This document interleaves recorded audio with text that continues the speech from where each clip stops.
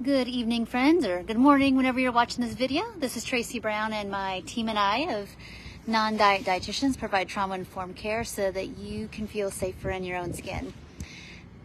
That's just what we do. So if you're new to this channel here, you kind of get the gist of it real quickly. Well, this video is going to be a little different. I just felt really pressed to bring some hope and encouragement to maybe those of you who are struggling with something I call them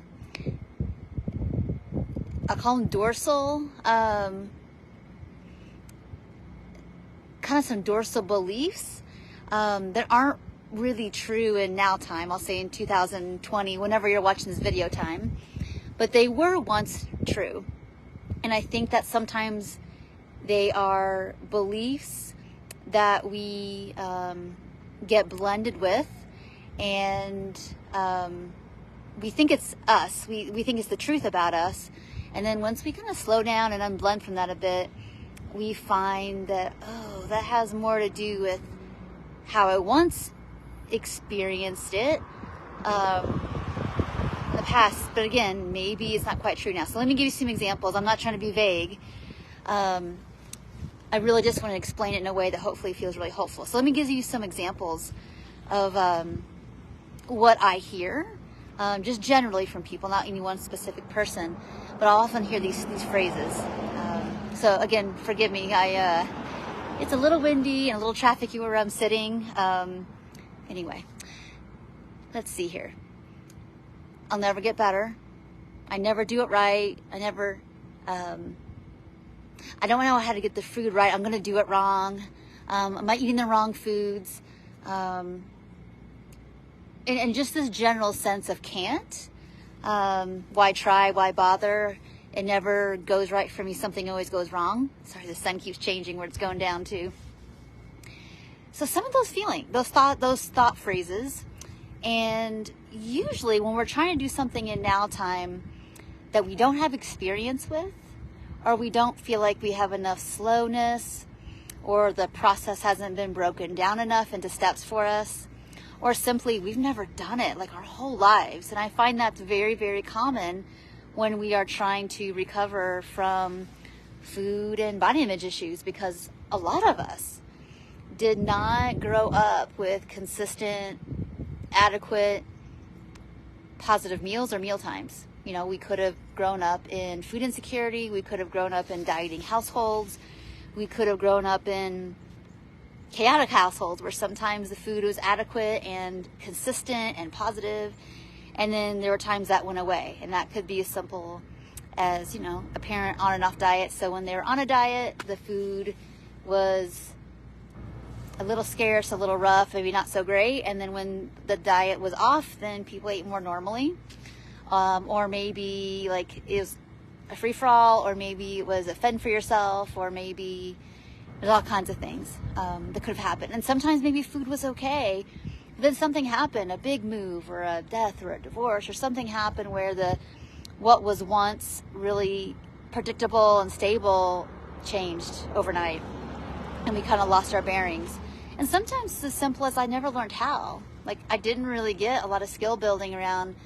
And I always tell clients to imagine all the different ages, when you're 5, when you're 10, 12, 15, all the different developmental stages we actually have to go through. It takes a good 18 years to learn, maybe more, how to go from being totally provided for, and then being able to make some choices based on what was on your tray of brand new food. You're like new on this planet and you're just learning how to eat, and that being predictable and positive.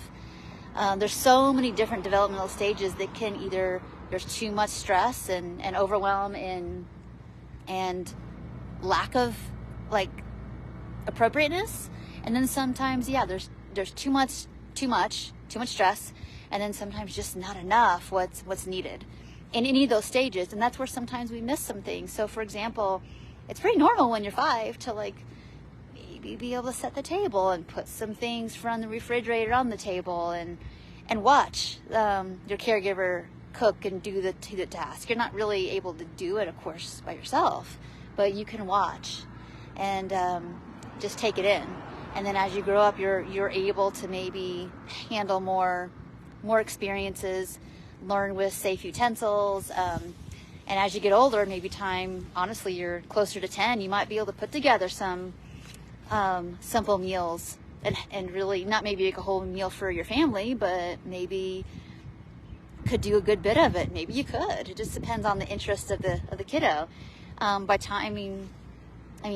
Most people are probably capable with a lot of like practice and a lot of support to be able to put a full meal together by the time you're in junior high, and not just like, make a box of mac and cheese. You probably could do more than that if you had interest of it. And as you gain more skill and more confidence, you're able to do more and more and more, again, depending on your interest. But if you miss any of those stages of how to put things together appropriately at the different developmental skill levels, because the eating disorder basically dive bombed that, whether, again, through restricting and binging or just restricting or chaotic eating or whatever you were doing, you lost that time. And so here you are as an adult trying to stop dieting, because remember, dieting and binging are containers for all the too much or not enoughs of your life, whether that was, again, neglect, abuse, witnessing horrible things, illnesses, accidents. Those things disrupt a lot. And now here you are, and maybe some point in your life, the disordered eating developed as a container for all that unprocessed stuff. And then here you are now, 20, 30, 60, trying to do some like normative stuff. And when we start to do it, you feel what's missing, and it's scary. And that's where we can start to like judge ourselves. I should know how to do this by now. I'm 60 years old. Why can't I, get the groceries? Or why can't I do X, Y, Z consistently? It's because you've got some missing stuff in time. And it's really important, instead of criticizing it, because the criticism of what you feel like is hard is going to create that dorsal, which we talked about earlier, which is I can't, why bother, why try, I try and I can't do it consistently, what's wrong with me? That inner critic just starts launching parades, but has no, it's not an authority of the whole picture of your life and why this is hard. It's not reliable as the reason why it's hard. It just says it's hard and you suck. And we're like, no, it's hard because what happened to you? What was too much or not enough to where right now at this moment, as you're trying to do something good, that it feels so hard? What's missing? What's too much? Are we going too fast? Are there some pieces that we need to relearn? And having compassion for that. So I hope this video helped you today. We're going to do a part 2 of this video, and in that video we're going to switch gears a little bit. Okay, you know this now. You can take some time and journal, be compassionate about like, oh, that makes sense why this is hard. I don't have experience. And deciding that like I need to take a different approach. So we're going to do some like what's next in the next video. Thanks so much for watching. Talk to you soon.